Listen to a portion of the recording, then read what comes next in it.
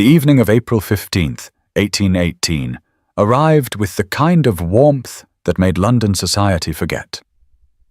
However briefly, the damp chill that had lingered through early spring, and the Duchess of Somerset's ballroom glowed with hundreds of candles whose light caught on jewels and silk and the flushed faces of those fortunate enough to receive invitations to the season's most anticipated event.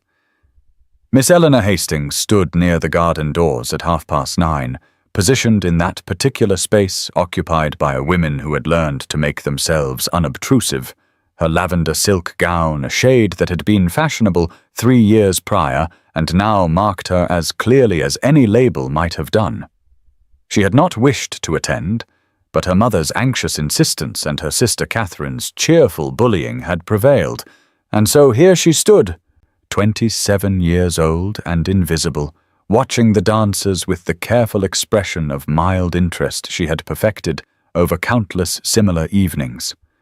The ballroom was a riot of colour and movement, young ladies in whites and pastels twirling past her like a garden in motion,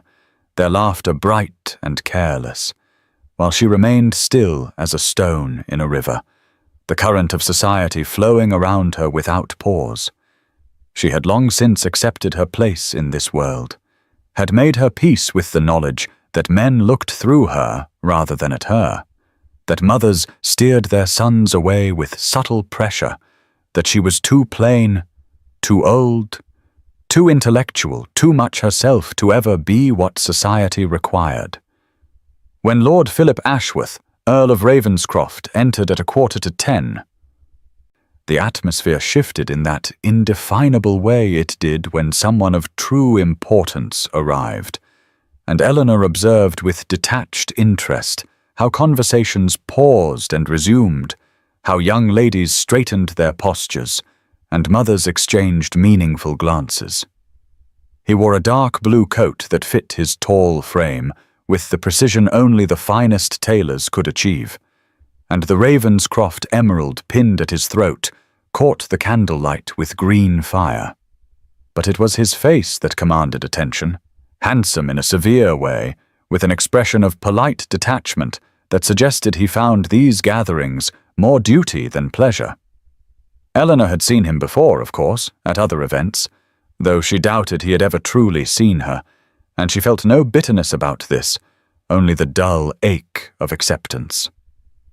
She was turning toward the garden doors, thinking she might slip outside for air, when she heard Miss Isabella Langley's voice, bright and carrying, that particular tone women used when they wished to be overheard. Isabella stood perhaps 10 feet away in her shimmering gold gown, every inch the celebrated beauty, and beside her stood Lord Philip, his expression showing the first hints of impatience. "What about Miss Hastings?" Isabella said, gesturing toward Eleanor with a smile that did not reach her eyes. Surely she would make a suitable partner for the next dance. Eleanor froze, heat flooding her face as Philip's gaze moved in her direction, and in the terrible silence that followed, she saw his eyes pass over her with the brief assessment one might give a piece of unremarkable furniture. "Miss Hastings," he said, his voice carrying in the sudden quiet,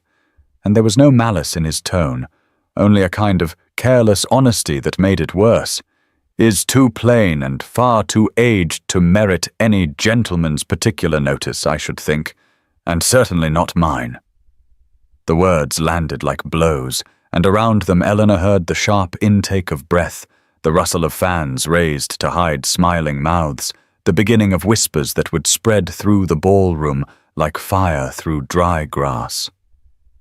She did not wait to hear more, did not pause to acknowledge the pity or satisfaction in the faces turning toward her, but moved with all the dignity she could summon through the garden doors and into the night.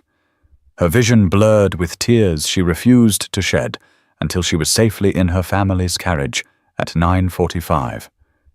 Departing into the warm spring darkness while inside the ballroom the gossip bloomed like poison flowers. Now please take a moment and subscribe to our channel and comment where you are watching from and what time is it. It is always fascinating to see where these stories get all around the world. Thank you.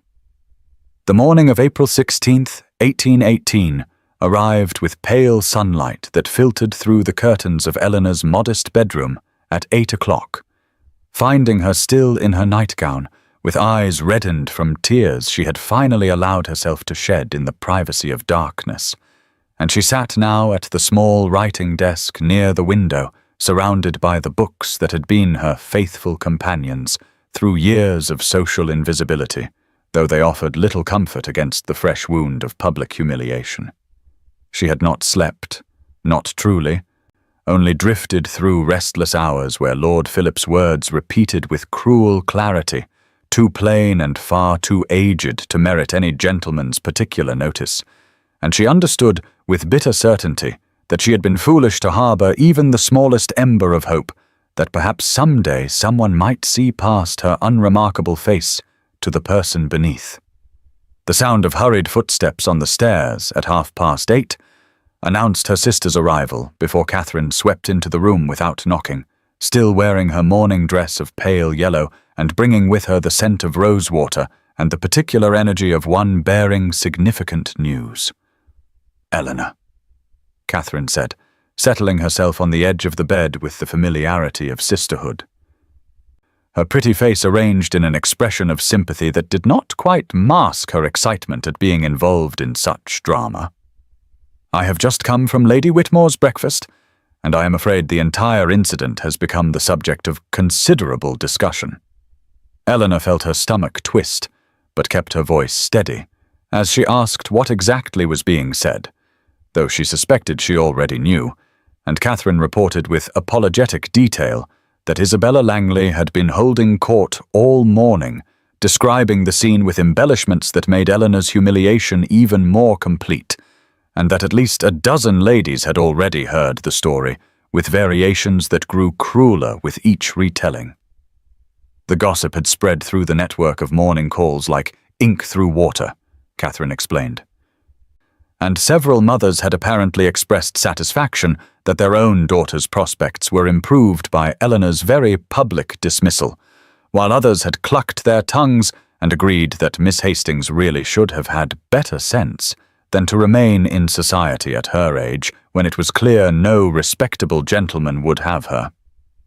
Eleanor listened with a composure she did not feel, her hands clasped tightly in her lap to stop their trembling. And when Catherine finally fell silent, she said quietly that she would not be attending any further social events this season, that she had quite finished with balls and parties and the whole exhausting pretense of hoping for what would never come. Her mother appeared in the doorway then, Mrs. Margaret Hastings with her anxious expression and her widow's cap slightly askew. Worried less about Eleanor's pain than about what this scandal might mean for the family's already precarious social standing, but Eleanor held firm to her decision with a dignity that surprised them both. She would devote herself to her charitable work at the hospital and the lending library, she announced, and to her correspondence with Mr. James Colborne regarding the essays they had been collaborating on for the literary journal, and she would be perfectly content with a life of usefulness and intellectual pursuit,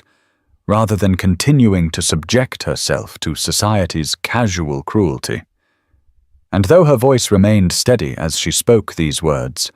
both Catherine and her mother could see the grief beneath her resolution, the death of dreams she had tried so hard not to nurture. The afternoon of April 16th, 1818, brought with it the beginning of rain that pattered against the windows of Lord Philip Ashworth's study at 2 o'clock, where he sat surrounded by dark wood panelling and scattered papers related to his various estates, expecting Lord Thomas Sinclair for their scheduled meeting about some property matters in Derbyshire. And when Thomas arrived precisely on time, his expression carried something beyond their usual business discussions, a gravity that made Philip set down his pen with immediate attention. Thomas settled into the leather chair across from the desk and declined the offer of brandy before asking without preamble if Philip recalled making any remarks about Miss Eleanor Hastings at the Duchess of Somerset's ball the previous evening, and Philip felt a flicker of unease, though he could not immediately place the name or remember any specific comment, his recollection of the entire tedious event already blurred by the fatigue that had prompted him to leave early. Thomas proceeded to relate with uncomfortable detail how Isabella Langley had manoeuvred Philip into a public assessment of Miss Hastings, how his careless words about the lady being too plain and aged had been overheard not only by the subject herself, but by at least a dozen other guests, and how the comment had spread through morning calls and was now the primary topic of gossip among the ton, with Miss Hastings having fled the ball in humiliation and reportedly refusing to appear in society again. Philip felt shame settle in his chest like a stone as Thomas described Eleanor Hastings in terms that made Philip's thoughtless cruelty all the more inexcusable, explaining that she was a woman of considerable intelligence and learning who devoted much of her time to charitable work at hospitals and lending libraries, that she corresponded with some of the finest minds in London on matters of literature and philosophy, and that despite society's dismissal of her, due to her age and unremarkable appearance, she possessed a character of rare quality and kindness that made her worthy of respect from any gentleman with sense enough to recognize it. As Thomas spoke, Philip's mind made a connection that sent another wave of discomfort through him, remembering that James Colburn had mentioned his intellectual correspondent, Miss H., who contributed such insightful essays to the Quarterly Journal, the same essays Philip himself had praised for their clarity of thought and elegant reasoning, and he realized with growing dismay that the woman whose mind he had admired in print was the same woman he had so carelessly dismissed, based solely on her appearance. The conversation lasted 45 minutes, during which Thomas made clear his disappointment in Philip's behavior and his expectation that his friend would find some way to make amends. And when Thomas finally departed, Philip sat alone in his study, listening to the rain intensify outside, while examining the pile of correspondence on his desk that included, he now noticed, the latest essay submission from Eleanor Hastings. Her handwriting precise and confident, her ideas challenging conventional wisdom about the education of women, and he understood that he had committed a cruelty against someone whose intellect and character far exceeded that of most people in their social circle, including himself, and that a simple apology would be woefully inadequate to address the harm he had caused, though he knew he must attempt to make things right, even if she would be perfectly justified in refusing to acknowledge his existence. And as he sat in the gathering gloom of the rainy afternoon, Philip felt something beyond shame beginning to stir within him, a curiosity about this woman he had so thoroughly misjudged, and a determination not only to apologize, but to understand how he had become the sort of man who could wound another person so thoughtlessly. The morning of April 17th, 1818, dawned clear and bright after the previous day's rain, and at precisely 7 o'clock, a delivery wagon arrived at the Hastings townhouse, bearing a cargo so extraordinary that the servants stood gaping in the street before hurrying to fetch Mrs. Hastings, who appeared at the door in her dressing gown to find the driver and 3 assistants unloading armful after armful of white lilies, perfect blooms with their heavy, sweet scent already filling the morning air, and the sheer quantity of flowers seemed impossible, as they kept coming and coming until the drawing-room could barely contain them, and vases had to be requisitioned from every corner of the house, while the overwhelmed housekeeper sent a maid running to wake Miss Eleanor with news of this astonishing development.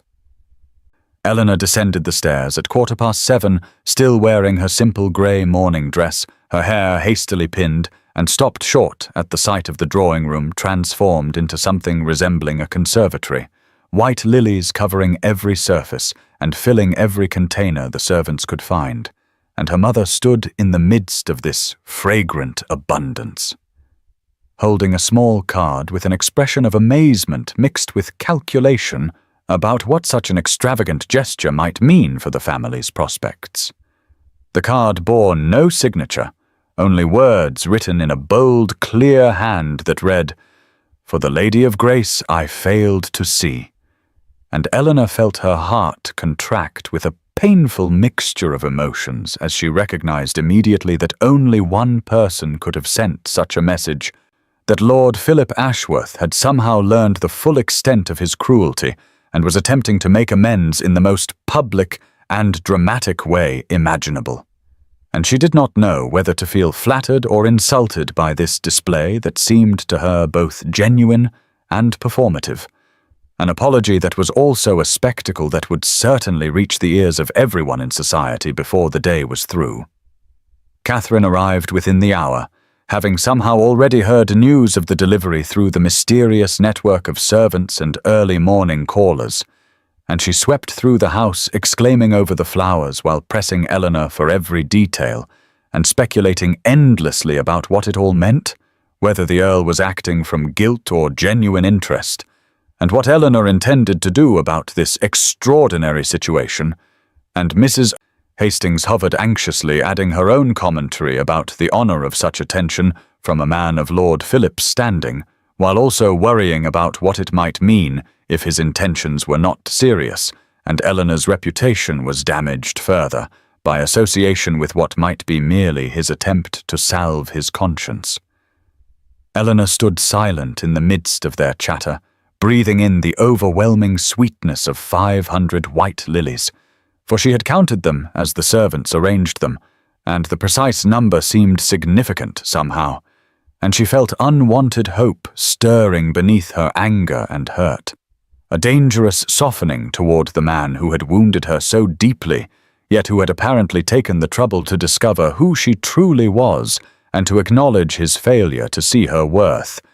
though she could not yet determine whether this gesture sprang from genuine remorse or merely from a gentleman's sense of obligation to repair damage to a lady's reputation,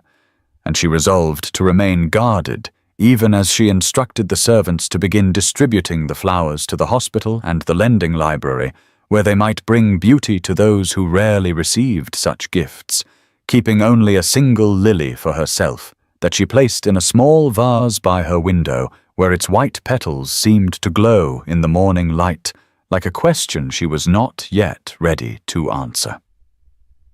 The morning of April 18th, 1818, brought another delivery at precisely 7 o'clock, when Eleanor was taking her breakfast in the small dining room. And once again, 500 white lilies arrived in the arms of the same driver and assistants, who seemed bemused by their extraordinary commission, and this time the card read,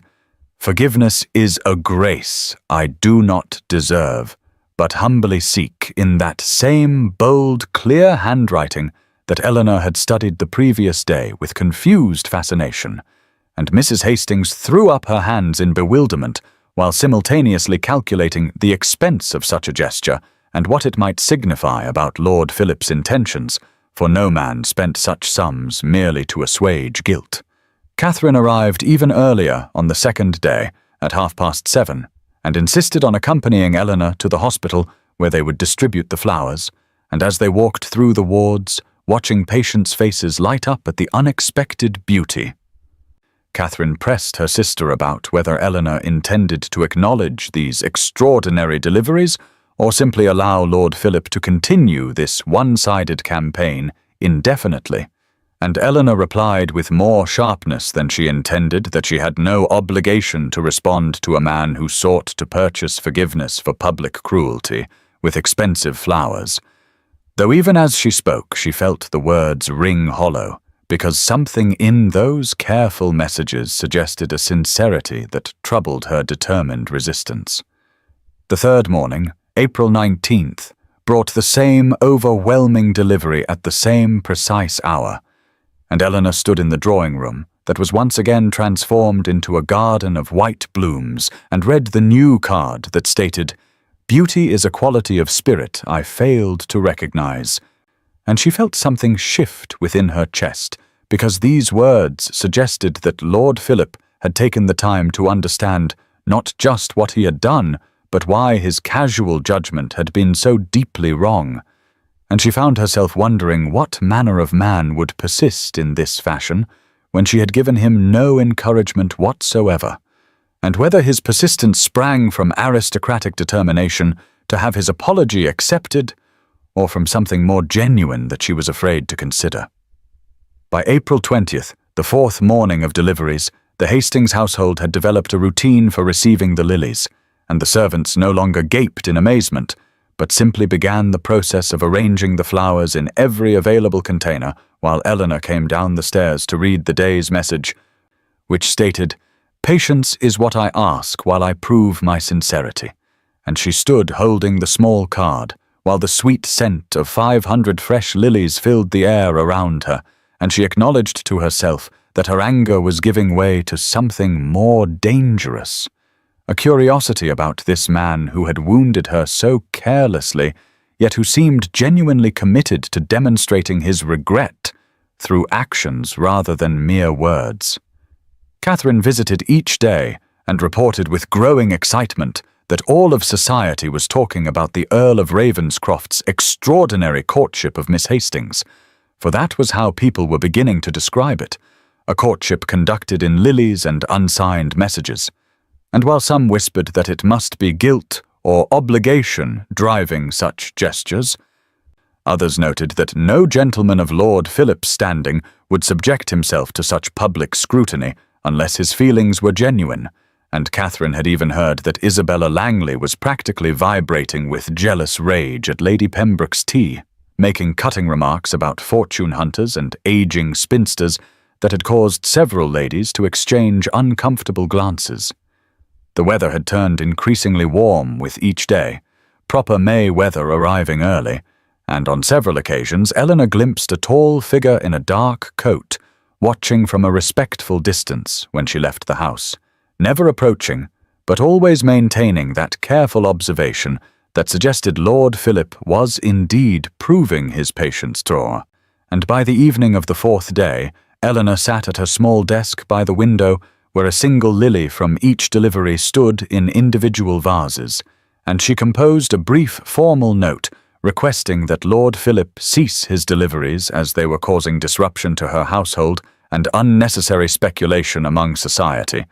though her hand trembled slightly as she sealed the message, because she knew that asking him to stop was also a way of forcing him to respond directly, to either accept her rejection or to press his case in some new fashion, and she was no longer certain which outcome she hoped to receive. Eleanor's note was dispatched by the Hastings footman at 9:30 on the morning of April the 21st, 1818, and she spent the next hours attempting to occupy herself with her usual pursuits while being unable to concentrate on anything for more than a few minutes at a time, wondering whether Lord Philip would respect her request to cease his overwhelming gestures, or whether he would persist in his campaign of lilies and unsigned messages. And she was seated at her small desk by the window at 11:15, trying to write a letter to the hospital committee, when she heard the knock at the door downstairs, and then the housekeeper's footsteps ascending, followed by a brief tap on her sitting-room door to announce that a response had arrived from Lord Philip. The letter was sealed with the Ravenscroft crest in deep green wax, and Eleanor's hands trembled slightly as she broke the seal and unfolded the heavy paper, to find several lines written in that bold, clear handwriting she had come to recognize over the past 4 days, and the message read simply, "Miss Hastings, I respect your request to cease the flower deliveries, though I confess the lilies were my poor attempt to express what words seemed inadequate to convey, and I wonder if you might grant me 10 minutes of your time so that I might apologize properly and in person for the inexcusable cruelty of my thoughtless words at the Duchess of Somerset's ball, and I remain your humble servant, Philip Ashworth." And Eleanor sat holding the letter while the morning light streamed through her window, illuminating the 4 single lilies in their individual vases, and she felt her careful defenses wavering,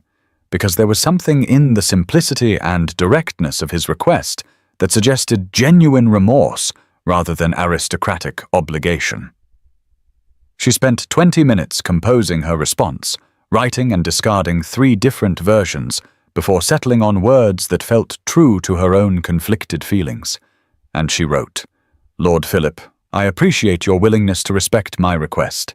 However, I find I am not yet prepared to meet with you in person, as the memory of your public assessment of my appearance and worth remains quite painful despite your subsequent gestures.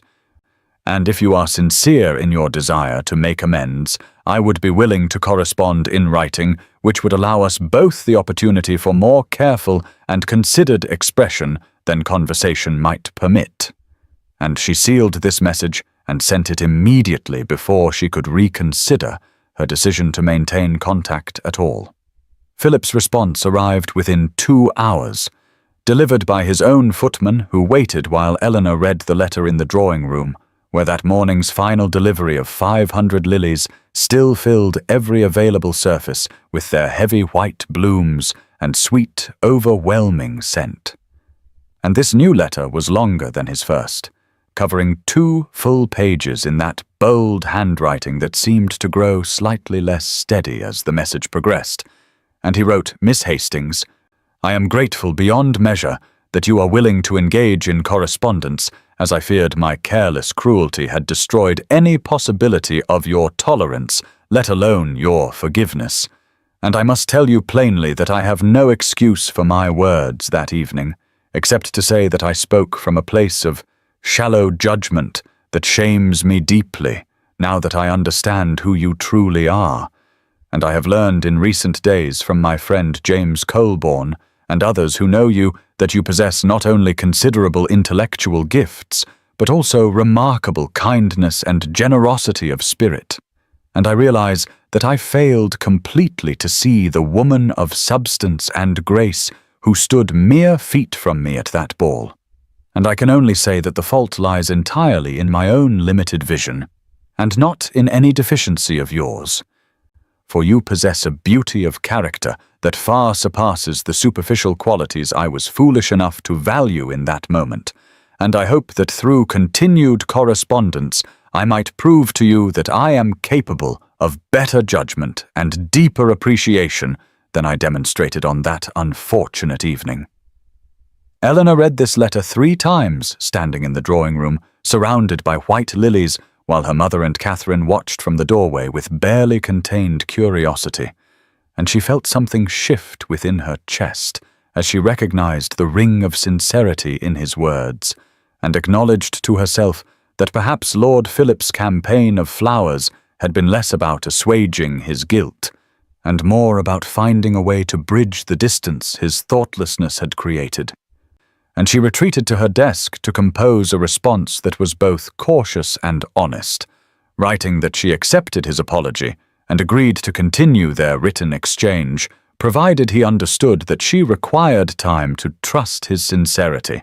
and that the lilies must indeed cease as they created speculation she was not prepared to face.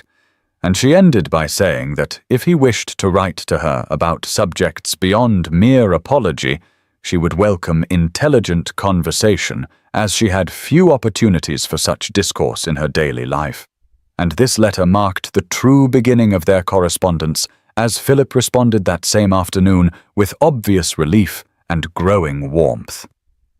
The morning of April 22nd, 1818, brought the first letter in what would become a daily exchange that transformed the tentative connection between Eleanor and Philip into something far deeper and more genuine than either had anticipated.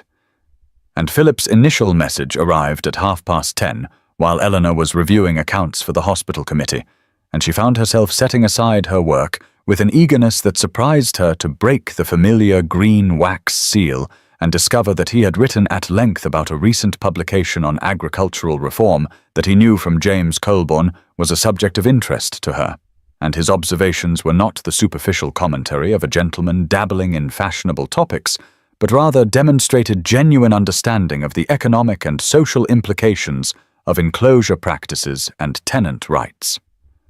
Eleanor responded that same afternoon with her own thoughts on the matter, and she found herself writing with a freedom she rarely experienced in conversation, because the page allowed her to express her ideas fully without the self-consciousness that plagued her in social settings. And she noted that while agricultural reform was necessary for progress, the human cost of displacing families from land they had worked for generations deserved more consideration than most reformers seemed willing to grant, and she sealed this letter with a slight tremor in her hands because she was revealing not just her intellect but her values, and she wondered whether Philip would find her perspective too radical or too sentimental. His response arrived the following morning, April 23rd, and it began with the words, "Your compassion does you credit and is something I find lacking in most discussions of these matters," and he went on to describe his own efforts to implement improvements on his estates while maintaining his tenants' security. And then the letter shifted to questions about her work with the hospital committee, and whether she had encountered resistance from those who felt such activities unsuitable for a lady. And Eleanor realized with a flutter in her chest that he was genuinely interested in her life and opinions, rather than simply conducting a polite correspondence to fulfill the obligations of his apology. The letters grew longer and more frequent over the next 3 days, sometimes 2, arriving in a single day as their exchange developed its own rhythm and intimacy, and they discussed literature with Philip, confessing that he found most modern novels tedious but had been deeply moved by certain poets, and Eleanor shared her own love of history and philosophy, which had been dismissed by her family as unsuitably serious for a woman. And gradually, their discussions moved beyond intellectual matters to more personal revelations, as Philip wrote on April the 24th, about the loneliness of his position and the weight of expectations that came with his title, and how he often felt he was performing a role rather than living an authentic life. Eleanor read that letter 3 times, sitting at her small desk by the window where spring sunlight illuminated the page, and she felt something shift within her understanding of this man who had seemed so confident and privileged at the Duchess of Somerset's ball, and she responded with her own confession about the pain of being dismissed by society as too old and too plain to merit consideration, and how she had gradually learned to find meaning in activities beyond the marriage market, but had never quite stopped feeling the sting of being overlooked. And when Philip's next letter arrived on April 25th, it began with the words, "I see you now.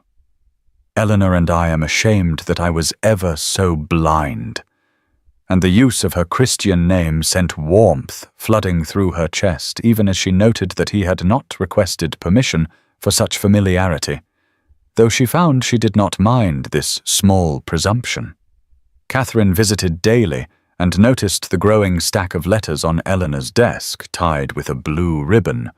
and she remarked with sisterly delight that Eleanor seemed transformed with color in her cheeks and light in her eyes that had been absent for years, and Eleanor protested that it was merely pleasant to have intelligent conversation with someone who took her thoughts seriously. But even as she spoke, she knew the truth was more complicated, because she was beginning to feel something dangerous stirring within her heart, despite all her careful defenses. Philip confided in Thomas during their regular meeting on April 26th that he found himself thinking constantly of Eleanor and composing letters in his mind throughout the day, and he admitted with some bewilderment that he had never felt this way about any woman despite having been expected to marry for years, and Thomas observed with dry amusement that perhaps Philip had finally encountered someone who engaged his mind as well as his duty, and that such a combination was rare enough to be treasured. And Philip acknowledged that he believed he was falling in love, though he hardly dared hope that Eleanor might come to return his feelings, given how badly he had wounded her. The weather throughout those 5 days remained beautiful, with warm sunshine and gentle breezes that seemed to reflect the growing hope both Eleanor and Philip felt despite their caution. And on the evening of April the 26th, Eleanor sat at her desk writing her response to Philip's most recent letter, and found herself including at the end a tentative statement that if he still wished to meet in person, she would be willing to do so, provided they met in a public place with her sister as chaperone, and she sealed this letter quickly before she could reconsider, and sent it with the footman who waited at the door. And within 2 hours, Philip's response arrived, expressing his profound gratitude and suggesting they meet the following afternoon at Hyde Park if the weather held fair, and Eleanor sat holding this letter as evening shadows lengthened across her small sitting room, and acknowledged to herself that she was allowing hope to take root despite all the reasons she had constructed to protect her heart from exactly this vulnerability. Eleanor arrived at Hyde Park at precisely 3 in the afternoon on April 27, 1818, seated beside Catherine in her sister's open carriage with her hands folded tightly in her lap to stop their trembling. And she wore a new dress of soft blue muslin that Catherine had insisted upon purchasing for the occasion over Eleanor's protests about the expense, and the fabric was lighter and more fashionable than anything Eleanor had worn in years, and she felt simultaneously self-conscious and quietly pleased with how the color brought warmth to her complexion. Philip was already waiting near the Serpentine when their carriage arrived, and Eleanor saw him before he noticed their approach, and she observed that he was dressed in riding clothes of dark brown with buff breeches and tall boots that suggested he had been riding earlier, and there was something in his posture as he stood looking out over the water that conveyed both eagerness and nervousness, and when he turned at the sound of their carriage, his face transformed with an expression of such genuine pleasure and relief that Eleanor felt her breath catch in her throat. Catherine performed the introductions with sisterly enthusiasm, while Eleanor stood frozen and awkward, suddenly unable to recall any of the graceful phrases she had rehearsed that morning, and Philip bowed over her hand with perfect correctness, but his grey eyes, when they met hers, held an intensity that sent warmth flooding through her chest. And he said, "Miss Hastings, I am deeply grateful that you have given me this opportunity," and his voice carried the same sincerity she had found in his letters, but with an added quality of warmth that the written word could not fully convey. They began walking along the path that circled the Serpentine, with Catherine following at a discreet distance of perhaps 20 feet, close enough for propriety but far enough to allow private conversation, and the first minutes were painfully stilted as both struggled to find the easy rapport they had established through correspondence.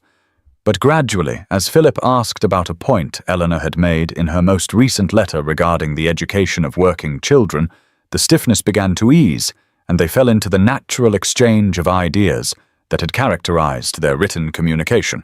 The afternoon was perfect, with warm sunshine and gentle breeze carrying the scent of blooming flowers from the park gardens, and Eleanor found herself relaxing enough to smile genuinely when Philip made an observation about the absurdity of certain fashionable opinions they had discussed in their letters, and she noticed how his whole face softened when she smiled, and how his attention remained fixed entirely on her, despite the many elegant ladies who passed them on the path. They walked for nearly an hour, discussing topics ranging from the serious matters of social reform to lighter observations about mutual acquaintances, and Philip's respect for her intellect was evident in how he listened and responded and asked her opinion rather than simply offering his own, and Eleanor felt something unfurling within her chest that she had kept carefully guarded for so many years, something that felt dangerously like hope. Isabella Langley passed in her carriage at 3:30, and Eleanor saw the other woman's eyes narrow as she observed Philip's obvious attentiveness, and the way he leaned slightly toward Eleanor as they walked, his posture suggesting complete absorption in their conversation, and several other members of society also noticed the Earl of Ravenscroft walking with Miss Eleanor Hastings in such apparent harmony,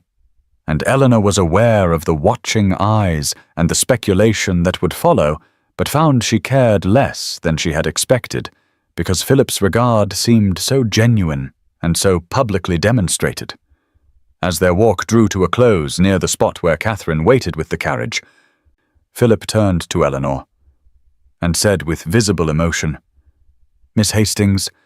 Eleanor, I wonder if you might permit me to call upon you formally at your home, and I hope you will allow me to continue our acquaintance, because these past days of knowing you through letters and now this afternoon have been among the most meaningful of my life. and Eleanor felt tears prick her eyes at the sincerity in his voice and the way he had spoken her name with such tenderness, and she found herself nodding and saying softly, "Yes, Lord Philip, you may call," before Catherine rejoined them, and they made their farewells with Philip's grey eyes holding Eleanor's for a long moment that seemed to communicate everything that words could not yet express. The morning of April 28th, 1818, dawned cloudy and grey in contrast to the perfect sunshine of the previous day.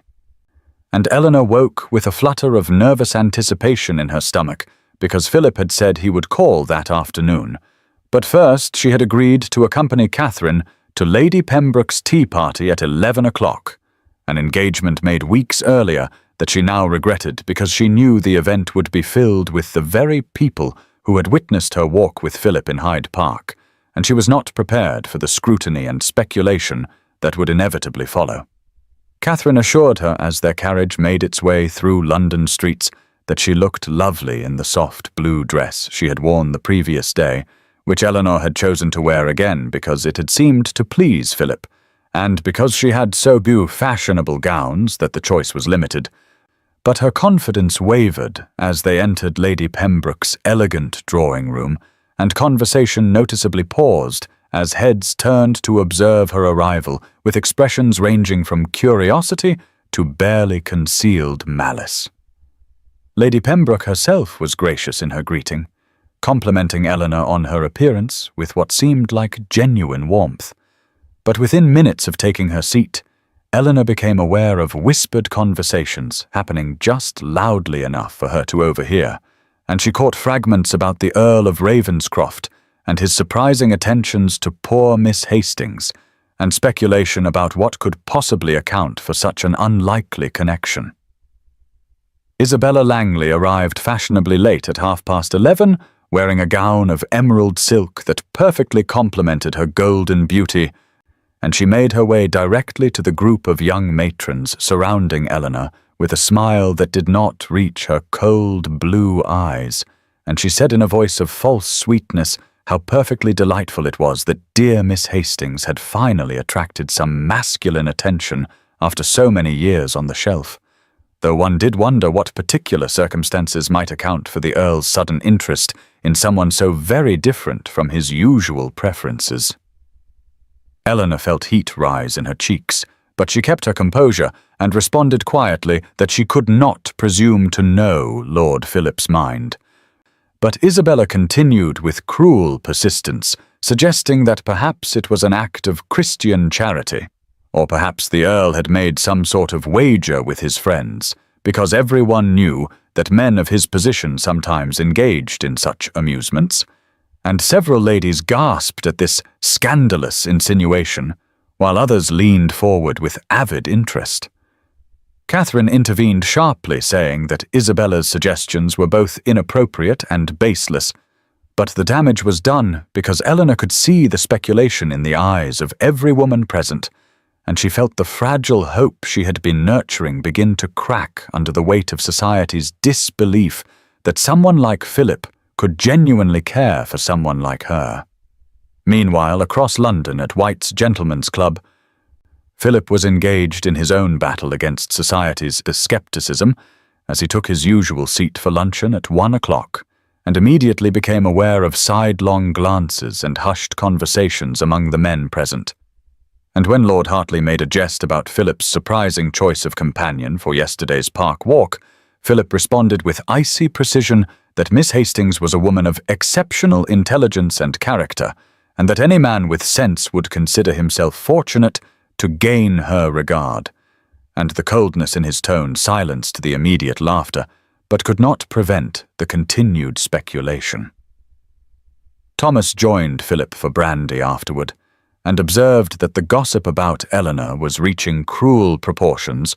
and he advised Philip to make his intentions clear through public demonstration if he hoped to silence the worst of the talk, and Philip acknowledged the wisdom of this counsel, though he worried that increased public attention might only make Eleanor's situation more difficult given how recently she had been subjected to humiliation at his own hands.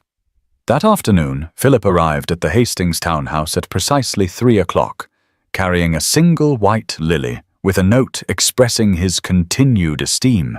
and he found Eleanor visibly shaken from her morning experience. Though she tried to maintain composure, and Mrs. Hastings hovered anxiously, expressing concern about the gossip, while simultaneously calculating the social advantage of an earl's courtship, and Eleanor wore her emotions closer to the surface than she had during their park meeting, her brown eyes holding shadows of doubt that had not been there yesterday. Eleanor sat at her small writing desk by the window in the fading light of late afternoon on April 30th, 1818, and composed a note to Philip with hands that trembled slightly as she formed each careful word. And she wrote that while she was grateful for his attentions and valued the connection they had formed through their correspondence, she believed it would be best if they ceased their acquaintance because the scrutiny and speculation had become too painful, and she could not continue to subject herself to society's cruel doubts about his motives. And she sealed the letter with wax before she could reconsider, and sent it with a footman at 5:30 with instructions for immediate delivery to the Earl's residence. Philip received Eleanor's note at 5:45 while he was dressing for dinner at his club, and he read it once, and then again with growing alarm as he understood that Isabella's poisonous insinuation about a wager had reached Eleanor and damaged the fragile trust he had been so carefully building, and he immediately abandoned his dinner plans and called for his carriage, and arrived at the Hastings townhouse at precisely 7 o'clock in the evening, just as rain began to fall in heavy drops that matched the urgency of his emotion.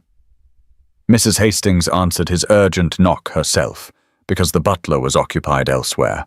and she looked startled to see the Earl standing on her doorstep, dishevelled and intense with rain beginning to dampen his dark coat,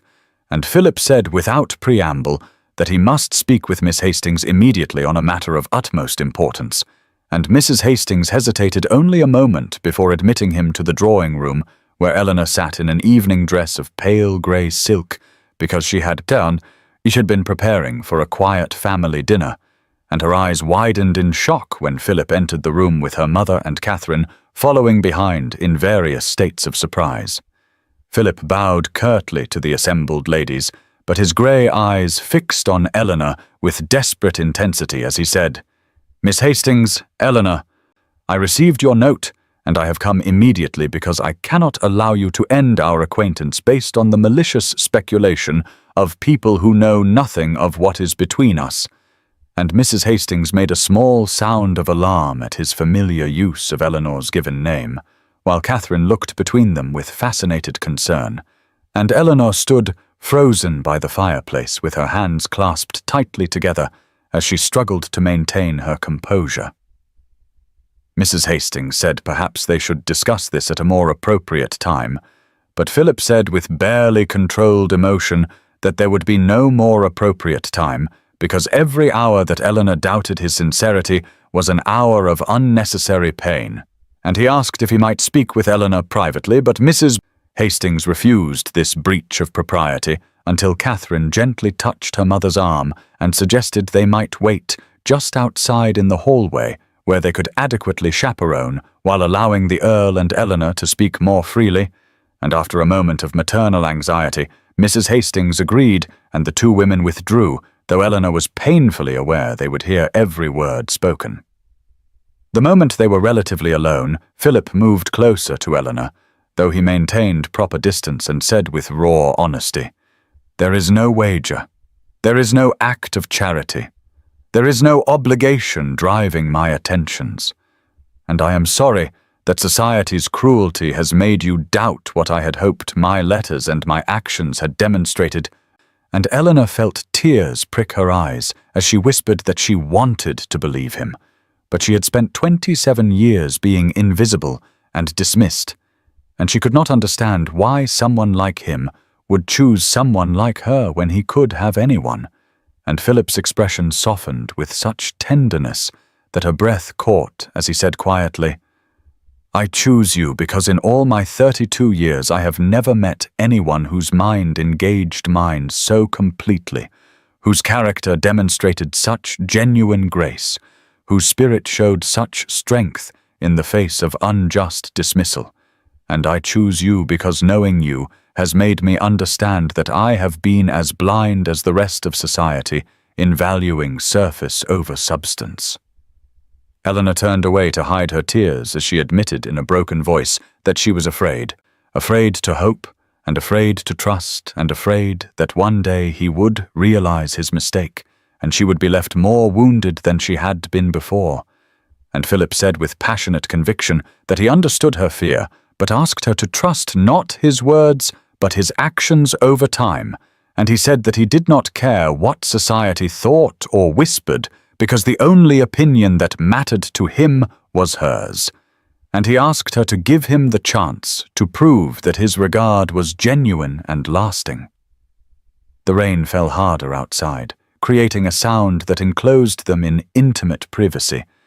and Eleanor finally turned to face Philip, with tears streaming down her face as she searched his grey eyes for any sign of insincerity and found only steady devotion and patient determination. And she nodded slowly and whispered, "Yes, I will trust you." And Philip's whole body seemed to relax with profound relief as he smiled with such warmth that Eleanor felt something crack open in her chest, the final barrier of her careful self-protection beginning to crumble under the weight of his unwavering regard.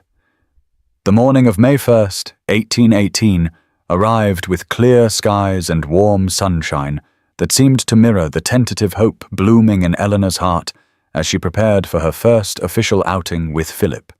a visit to the British Museum that he had proposed in a note delivered at breakfast along with a single white lily, and she chose a dress of soft rose muslin that Catherine had helped her select the previous day, a more fashionable gown than Eleanor typically wore. And as she studied her reflection in the mirror, she saw not the plain spinster society had dismissed, but a woman whose eyes held a new light of possibility. Philip arrived at the Hastings townhouse at precisely 10 o'clock, driving his own curricle rather than sending a formal carriage, a gesture of informality that pleased Eleanor because it suggested he wanted their time together to feel natural rather than performative. And when she descended the stairs and saw his face light with genuine pleasure, at the sight of her she felt the last remnants of doubt from their emotional confrontation begin to dissolve like morning mist in sunlight.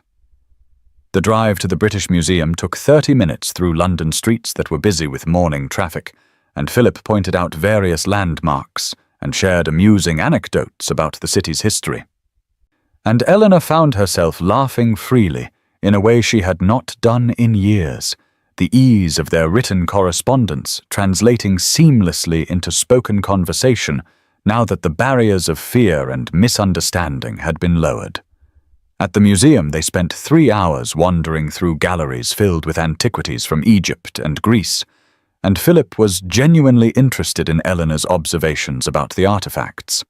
asking her questions and listening with complete attention as she shared her knowledge of ancient civilizations, a topic she had studied extensively through her reading, and she noticed how other visitors observed them with curiosity, the Earl of Ravenscroft and his unlikely companion deep in intellectual discussion that clearly demonstrated mutual respect and engagement. On May 2nd, they visited an art gallery on Bond Street, where a new exhibition of landscape paintings had just opened, and Philip stood beside Eleanor as she studied a particularly beautiful rendering of the Lake District, and he said quietly that he owned an estate in that region, and he hoped one day she might see it. And the implicit suggestion of a future together made Eleanor's breath catch with a mixture of joy and residual fear. But when she met his grey eyes, she saw such steady devotion that her anxiety eased. That afternoon, Philip made a formal call at the Hastings townhouse at 3 o'clock and spent 2 hours in the drawing room with Eleanor and her mother, and Mrs. Hastings watched with poorly concealed satisfaction as the Earl demonstrated every mark of serious courtship, bringing flowers for both ladies and engaging Mrs. Hastings in conversation about her late husband, with a respect that won her complete approval. And Catherine arrived near the end of the visit with her husband Lord Pembroke, and Eleanor noticed with interest that Catherine and Thomas Sinclair, who had accompanied Philip, fell into easy conversation, suggesting a growing friendship between their respective supporters. The evening of May 3rd brought another call from Philip, and this time, when he arrived at 7 o'clock, Eleanor received him in the drawing room with only Catherine as chaperone. Positioned discreetly by the window with her embroidery, and Philip and Eleanor sat together on the settee, discussing a book of poetry they had both read. And as the conversation deepened and the candlelight created an intimate atmosphere, Philip slowly reached across the small space between them and took Eleanor's hand in his, the first deliberate physical contact between them, and Eleanor felt the warmth of his touch travel through her entire body as she looked down at their joined hands, his strong and sure, hers smaller and trembling slightly. And when she raised her eyes to his face, she saw such tender protectiveness in his expression that she understood with sudden clarity that this was real. His regard was genuine, and she was not foolish to hope. On the afternoon of May 4th, 1818, Eleanor attended a garden party at the home of the Duchess of Somerset, the same hostess whose ball had been the site of Philip's original cruel dismissal 19 days earlier. And Eleanor had hesitated to accept the invitation, but Philip had encouraged her to face society together rather than allow fear to dictate her choices. And so she arrived at 3 o'clock, wearing a new dress of primrose yellow muslin that Catherine had insisted brought out the warmth in her brown eyes,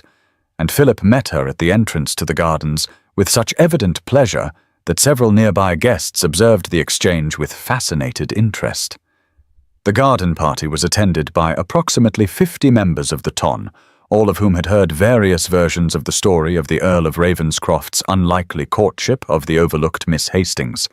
and Eleanor felt the weight of their collective scrutiny as she walked beside Philip along paths lined with blooming roses and early summer flowers.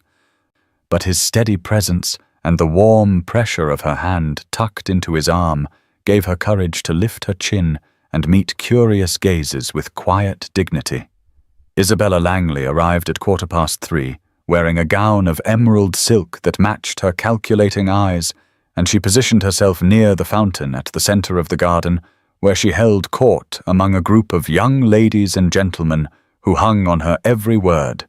And Eleanor noticed how Isabella's gaze followed her and Philip with barely concealed malice as they moved through the party, greeting other guests and engaging in polite conversation. Philip introduced Eleanor to several of his acquaintances with such evident pride and regard that Eleanor felt her confidence growing, and she found herself actually enjoying the intellectual discussions that arose about art and literature and current events, topics on which her extensive reading allowed her to contribute thoughtfully. And she noticed how people's expressions shifted from skeptical curiosity to genuine interest, as they heard her speak, as if they were seeing her clearly for the first time, just as Philip had learned to do. At 4 o'clock, the guests gathered near a raised terrace where the Duchess had arranged for a string quartet to perform, and Philip secured seats for himself and Eleanor in the second row with an excellent view of the musicians. And as the music began, he leaned close to murmur observations about the composition that demonstrated his own considerable knowledge of musical theory. And Eleanor felt a rush of warmth at this continued evidence of their intellectual compatibility and his desire to share these moments of beauty with her. But Isabella had been watching and waiting for her opportunity, and during the interval between pieces, she approached Eleanor with a smile that did not reach her cold eyes, and she said in a voice pitched to carry to nearby listeners that she simply must compliment Miss Hastings on her remarkable good fortune in capturing the Earl's attention, and there was something in her tone that made several people turn to listen as Isabella continued with false sweetness, that it was quite extraordinary, really, almost unprecedented, and Eleanor felt her stomach tighten with apprehension as she recognized the prelude to a verbal attack. Philip had stepped away briefly to speak with Thomas Sinclair,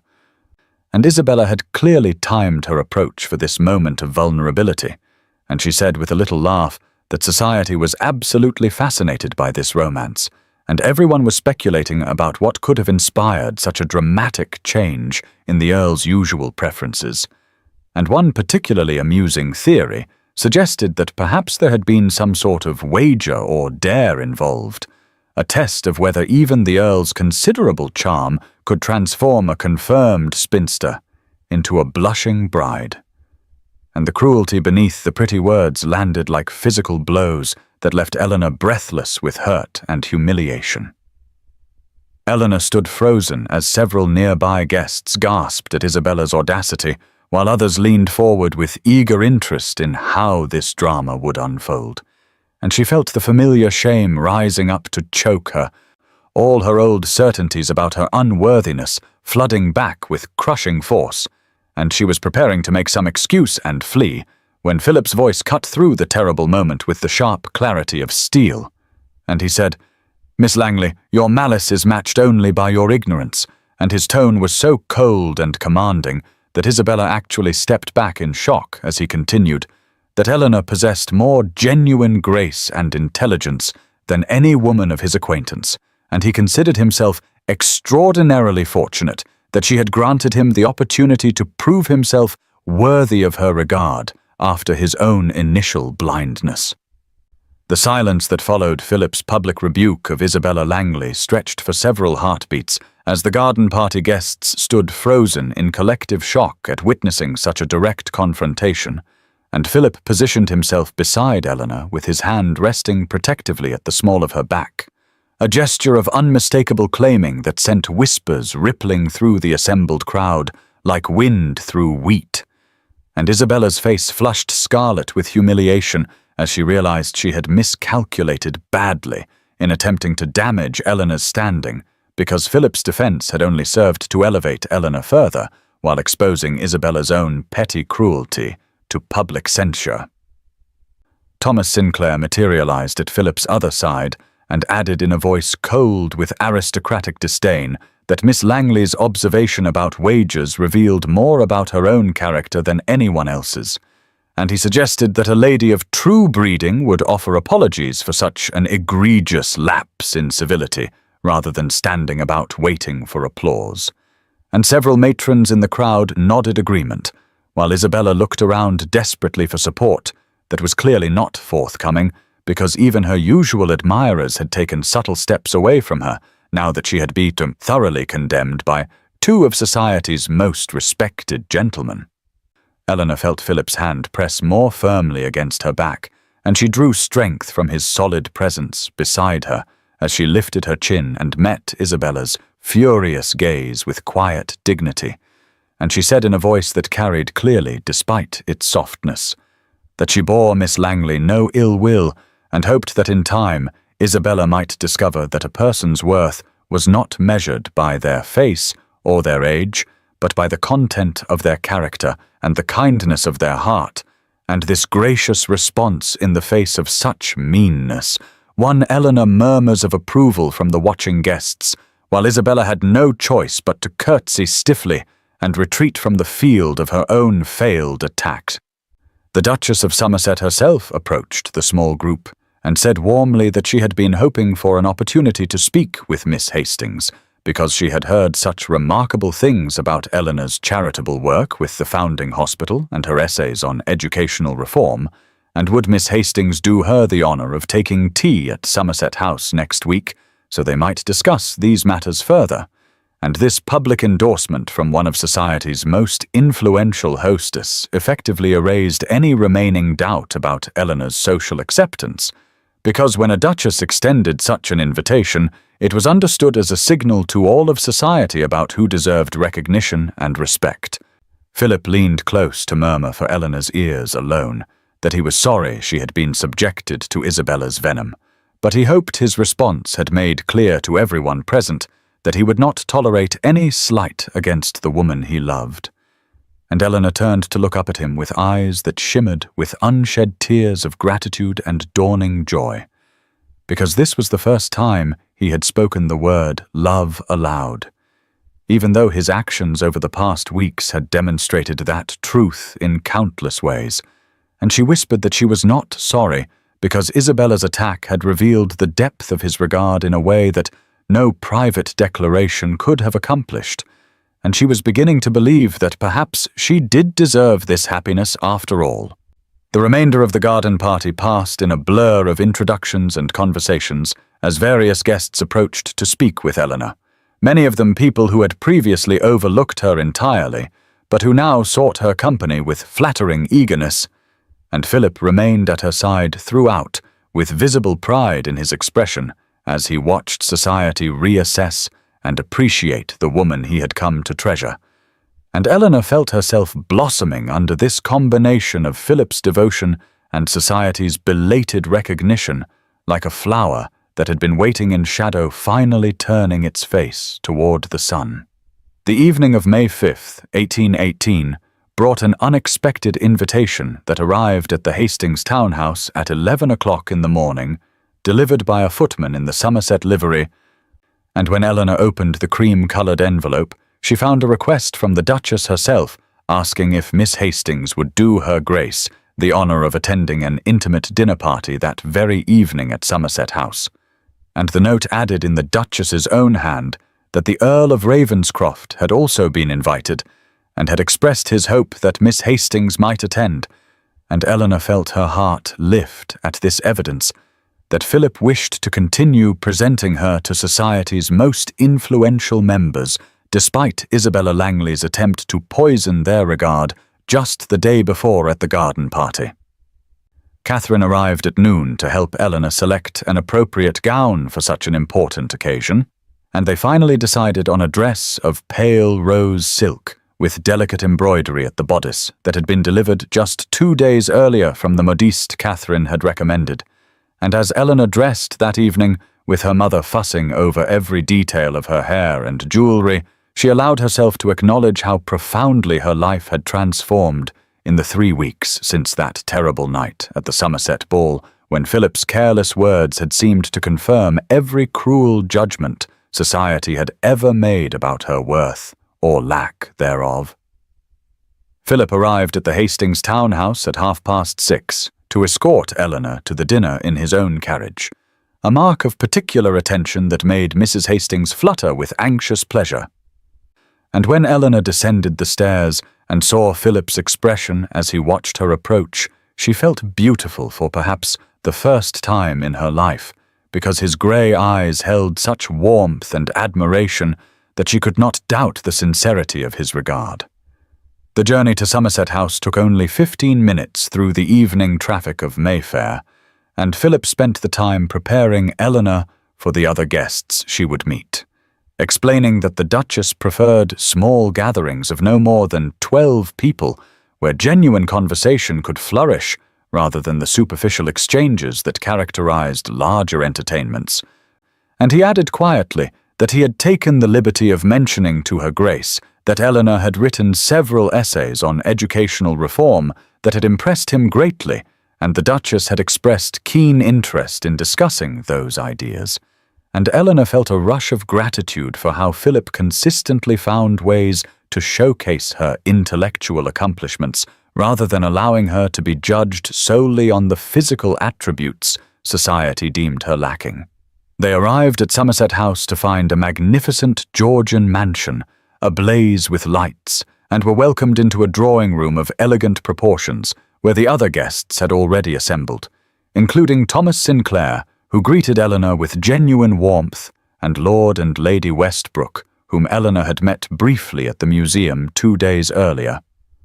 And the Duchess swept forward to clasp Eleanor's hands and say how delighted she was that Miss Hastings had been able to attend on such short notice, because she had been longing for an opportunity to discuss Miss Hastings's ideas about expanding educational opportunities for girls from families of modest means.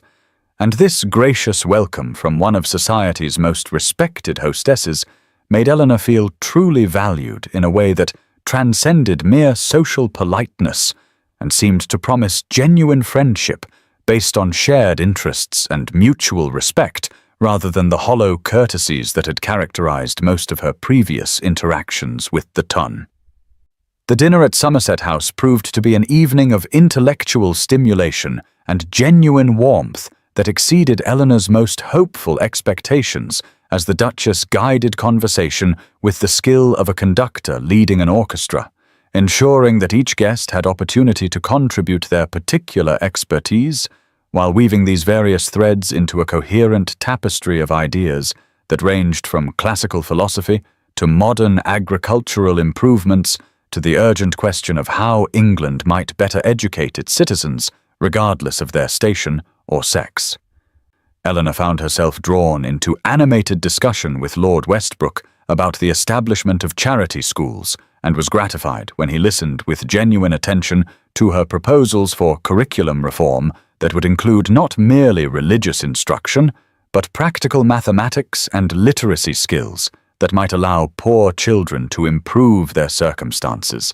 And the Duchess interjected to say that she had been thinking along similar lines, and wondered if Miss Hastings might be willing to collaborate on a proposal to present to several influential patronesses who controlled funds that could be directed toward such educational experiments. Throughout the meal, Philip watched Eleanor with undisguised pride as she demonstrated the depth of her knowledge and the thoughtfulness of her opinions. And Thomas leaned close at one point to murmur that he had never seen his friend so thoroughly besotted, and it was quite remarkable to witness the transformation in both Philip and Miss Hastings, who seemed to bloom under the combination of intellectual engagement and genuine appreciation for her insights, rather than the dismissive tolerance she had previously experienced in social settings. Lady Westbrook asked Eleanor about her charitable work at the Foundling Hospital and expressed interest in joining her on a future visit, because she had been seeking meaningful occupation beyond the endless round of morning calls and shopping expeditions that filled most ladies' days. And this offer of friendship from a woman of unimpeachable social standing meant more to Eleanor than she could adequately express, because it suggested that perhaps her acceptance into society's inner circles was becoming real and permanent, rather than merely a temporary phenomenon dependent entirely on Philip's continued favor. After dinner, the ladies withdrew to the drawing-room for tea, while the gentlemen remained at table for port and cigars, and the Duchess took the opportunity to speak privately with Eleanor, saying that she had observed the growing attachment between Miss Hastings and Lord Ravenscroft with great interest and approval, because she had known Philip since he was a boy and had never seen him demonstrate such focused attention toward any lady, and she believed Eleanor would be an excellent influence on him by engaging his considerable intellect in matters of substance rather than allowing him to drift through life, performing his duties without genuine passion or purpose. The Duchess added more quietly that she was aware of the gossip that had circulated after the unfortunate incident at her ball 3 weeks earlier, and she wanted Eleanor to know that she considered that entire episode to have been the result of Miss Langley's malicious manipulation and Philip's momentary lapse in judgment when he was tired and distracted, and certainly no reflection whatsoever on Eleanor's actual worth or character. And furthermore, the Duchess intended to make her support of this courtship perfectly clear to anyone who might harbor doubts about its propriety or Philip's sincerity. When the gentlemen rejoined the ladies, Philip made his way directly to Eleanor's side and asked if she had enjoyed the evening, and she turned to him with eyes shining with happiness, and told him that she could not remember ever feeling so valued for herself, rather than merely tolerated as an unfortunate necessity at social gatherings. And she thanked him for facilitating this introduction to the Duchess, because the prospect of collaborating on meaningful charitable work with such an influential patroness opened possibilities she had never dared imagine for herself. The carriage ride back to the Hastings townhouse passed too quickly as Eleanor and Philip discussed the ideas that had emerged during dinner. And when they arrived at her door, Philip helped her down from the carriage and retained her hand for a moment longer than strictly necessary, as he said that seeing her shine in such company filled him with joy because the world needed to recognize what he had discovered, that Eleanor Hastings possessed a rare combination of intelligence, compassion, and moral clarity that made her extraordinary in ways that transcended the superficial attributes society typically valued in ladies. The morning of May 6, 1818, dawned with the kind of brilliant sunshine that seemed to promise nothing but happiness, and Eleanor woke with a sense of contentment she had never expected to experience as she remembered Philip's tender expression the previous evening when he had walked her to her door after the Duchess's dinner party and told her that seeing her recognized for her true worth brought him more joy than any of his own accomplishments ever had. She was writing thank-you notes at her desk by the window at 10 o'clock, when her mother appeared at the door looking unusually serious and said that James Colburn had just arrived requesting an urgent audience with Eleanor on a matter he claimed could not wait. And Eleanor felt a flutter of unease because James was typically the most patient and measured of men, and would never interrupt her morning in this manner without significant cause. James entered her sitting room with his usually cheerful countenance clouded by obvious distress, and after Eleanor's mother reluctantly withdrew to give them privacy, James produced a folded piece of paper from his coat pocket, and said that what he was about to show her had been circulating in several gentlemen's clubs since the previous evening, and he felt she must be made aware of it immediately, despite the pain it would cause, because she deserved to make informed decisions about Lord Ravenscroft's true character. Eleanor's hands trembled as she unfolded the paper to find a satirical cartoon drawn in the crude but effective style that made such images devastating weapons of social destruction, depicting a tall figure clearly meant to represent Philip based on the exaggerated rendering of his aristocratic features and the prominent Ravenscroft emerald pin, presenting an enormous bouquet of lilies to a hunched female figure with exaggerated plain features and a visible calendar showing the number 27, while in the background other figures counted coins, and one speech bubble read, 500 lilies for the aged spinster, what odds shall we lay on 3 months? And another replied, easiest wager Ravenscroft ever won, the desperate creature will believe anything. Eleanor felt the blood drain from her face as she stared at this vicious rendering that transformed Philip's courtship into a cruel jest, and reduced her to a pathetic figure too desperate to recognize obvious deception. And James said quietly that he had heard directly from 3 separate sources that Isabella Langley had commissioned this cartoon from an artist known for such social commentary, and had paid for its distribution throughout the clubs frequented by the town's most influential gentlemen. The room seemed to tilt around Eleanor, as all her fears and doubts came rushing back with renewed force, because here was apparent confirmation that everything society had whispered was true, that Philip's attention had been performance rather than genuine regard, that she had been foolish to trust the sincerity of a man who moved in circles where wagers on romantic conquests were common entertainment, and she felt the familiar shame of being society's object of ridicule wash over her with even greater intensity because this time she had allowed herself to hope and believe, and now the fall back to reality felt impossibly far and devastating beyond measure. James stood awkwardly as Eleanor stared at the vicious cartoon, and after several moments of terrible silence, he said that he had spent the previous evening attempting to trace the origins of this image, and had learned from multiple sources that Isabella Langley had commissioned it specifically to destroy Eleanor's relationship with Lord Ravenscroft, and furthermore that Isabella had been spreading rumors at every social gathering that Philip had accepted a wager at White's on April 14th, the day before the fateful ball, betting that he could successfully court and win a marriage proposal acceptance from the plainest spinster in London within 3 months, with the specific terms being that he must send exactly 500 flowers and secure the lady's genuine affection rather than merely her mercenary acceptance of his title and wealth. Eleanor felt physically ill as she imagined Philip and his aristocratic friends lounging in their exclusive club, making sport of lonely women desperate for any attention, reducing her cautious hope and growing trust to nothing more than a successful stratagem in a game designed to humiliate. And she thought of every tender moment they had shared, every thoughtful letter he had written, every meaningful conversation they had enjoyed, and wondered how much of it had been calculated performance, and how much, if any, had contained even a grain of authentic feeling. James said that he did not personally believe Lord Ravenscroft capable of such cruelty, because he had observed the man's behaviour at the Duchess's dinner, and had seen genuine admiration and pride in his expression when he looked at Eleanor.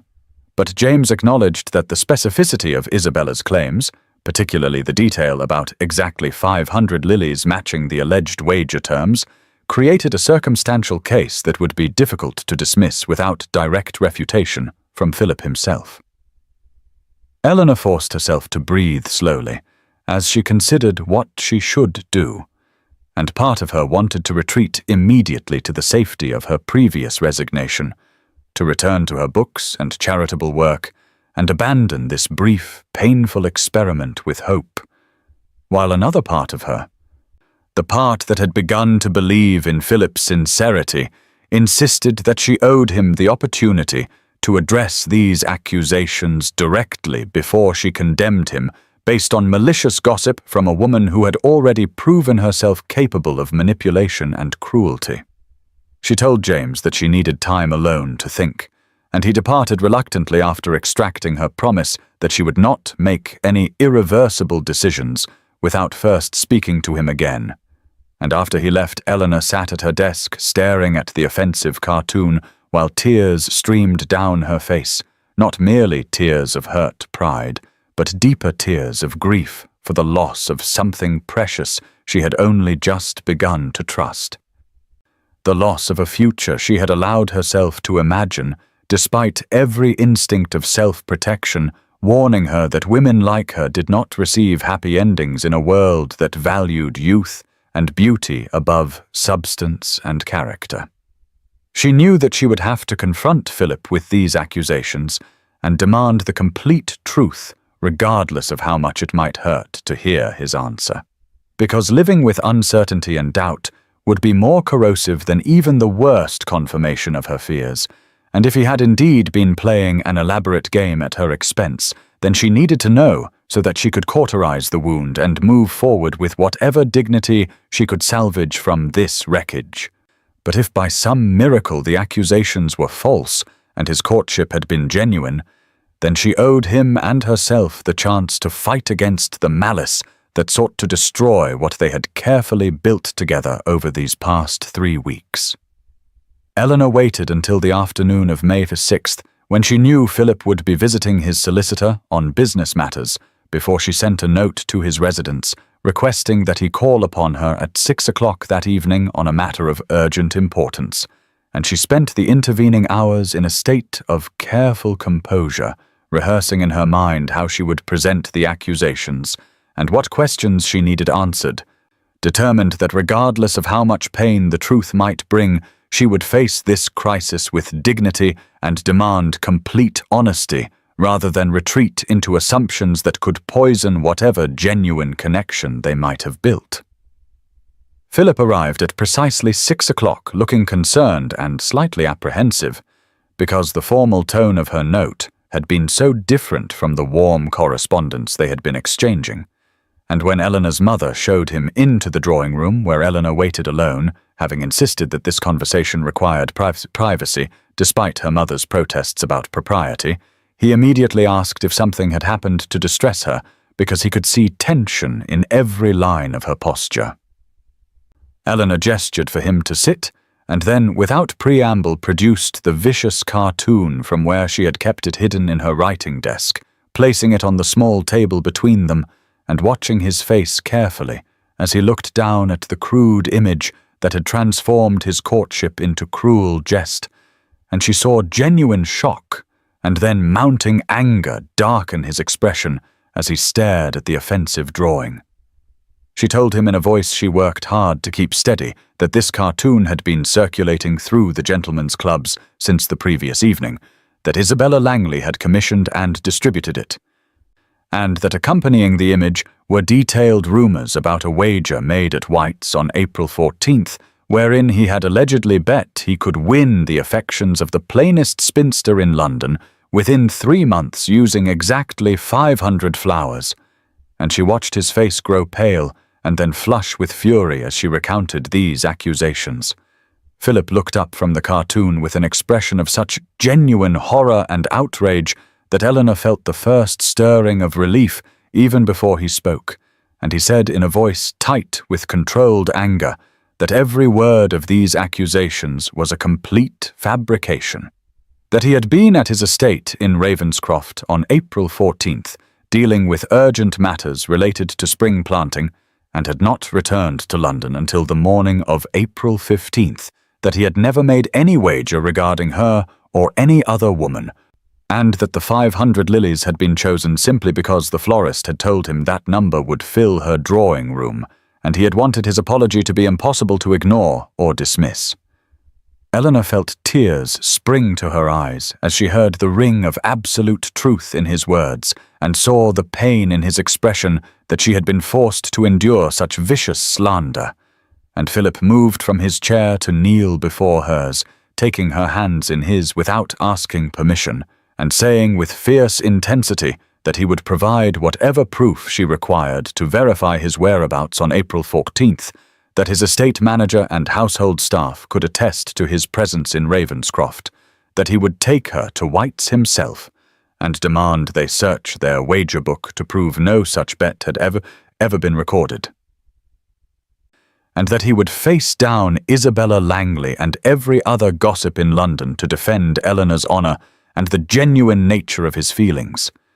Eleanor told Philip that she believed him completely, and that she was sorry she had allowed Isabella's malice to make her doubt even for a moment the sincerity she had seen in his eyes and heard in his words over these past 3 weeks.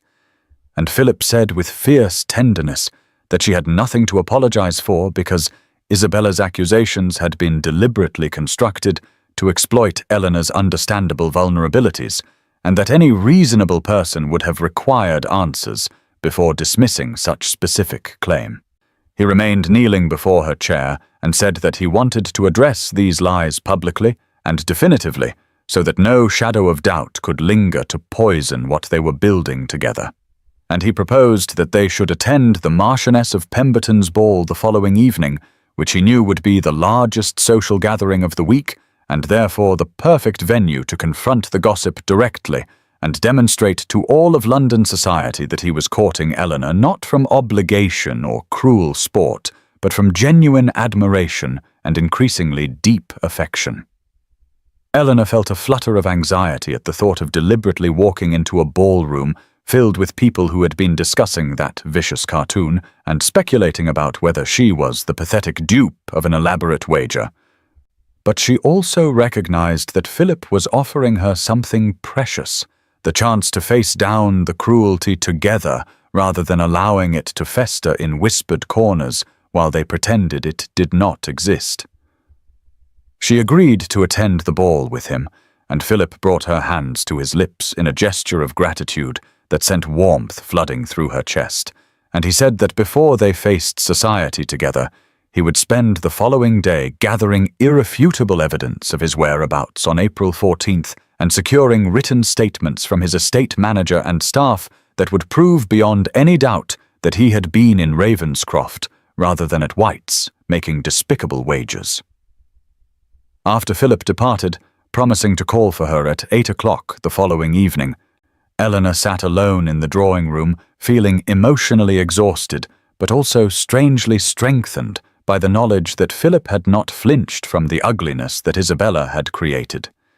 but instead had immediately moved to protect both Eleanor's reputation and the integrity of their courtship.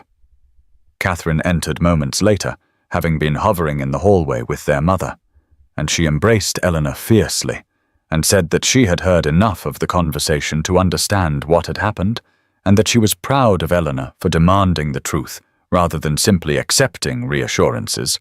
and furthermore, that she would personally ensure Isabella Langley faced social consequences for commissioning such vile slander. Eleanor spent the remainder of the evening in a strange state of calm determination, knowing that the next night would either cement Philip's courtship in the eyes of society or expose her to even greater humiliation if somehow his explanations proved insufficient. But she found that she trusted him in a way she had never trusted any man before. Trusted not just his words, but the essential decency she had come to recognize in him through their letters and conversations. The morning of May 7th dawned bright and clear, as Eleanor dressed with meticulous care for the Marchioness of Pemberton's ball, choosing a gown of deep emerald silk that Catherine had insisted she purchase from Madame Leclerc's establishment on Bond Street, and as her lady's maid arranged her dark hair in an elegant style that softened rather than fought against her strong features, Eleanor studied her reflection and realized that something fundamental had shifted in how she saw herself, not transformed into conventional beauty, but no longer apologizing for failing to meet that arbitrary standard. Philip arrived at precisely 8 o'clock, looking distinguished in formal black evening clothes with the Ravenscroft emerald pin at his throat.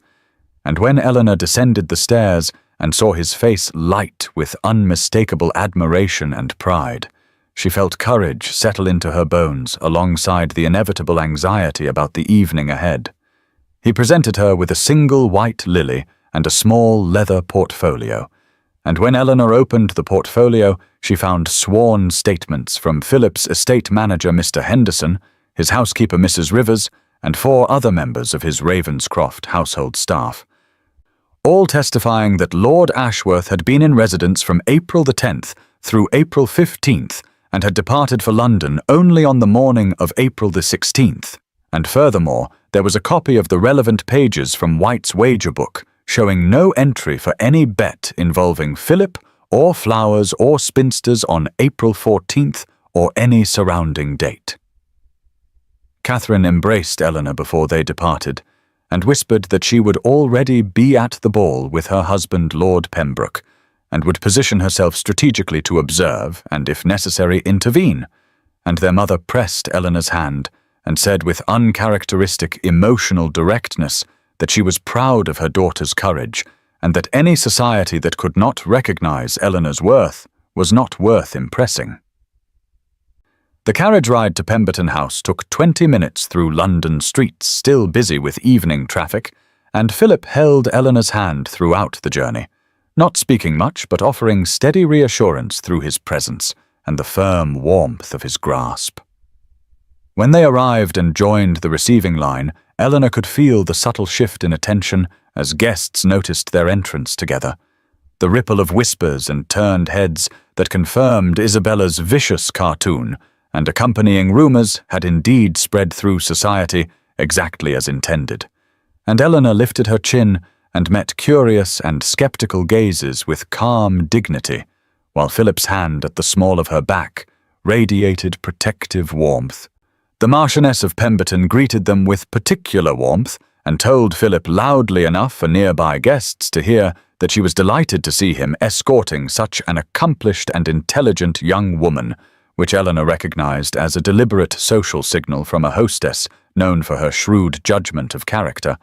And as they moved into the ballroom, Eleanor saw Isabella Langley standing near the musicians in a gown of shimmering silver, her beautiful face arranged in an expression of false sympathy that did nothing to disguise the malicious triumph in her eyes.